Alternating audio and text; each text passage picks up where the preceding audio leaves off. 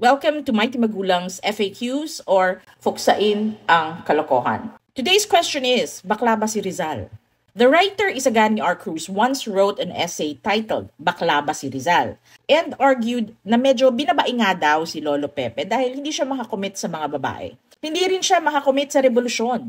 Ganun, kung ayaw mag-commit, bakla na agad. May mga commenters din na nagsasabi na boyfriend ni Rizal si Ferdinand Blumentritt.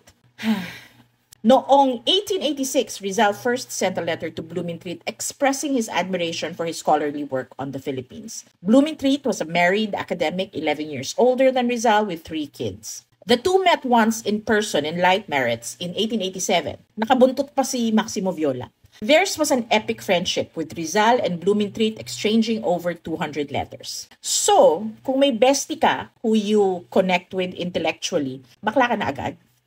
It is Pride Month, a time to advocate for equality and acceptance. Pero it is also a good time to get educated. Read about the SOGI bill. Shed the tired myths and stereotypes about how our LGBTQ plus friends should dress or act. Stop labeling behavior as either masculine or feminine, which leads to assumptions about people's identities. No one else can define our identity. Tayo lang ang makapagsasabi kung ano tayo.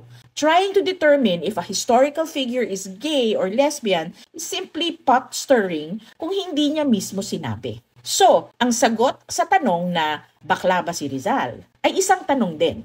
Saan po ang ebidensya? Sinabi ba niya? Meron ba kayong tanong tungkol sa kasaysayan na kwento ng kapatid ng labandera ng manikurista ng mama ng kaklase nyo nung college na hindi kayo sure kung totoo? Comment below with a question. Hanapan natin ng resibo kung carry. Subaybayan ang mga Mima FAQs para matutunan natin kung paano kadali fuksain ang kalokohan.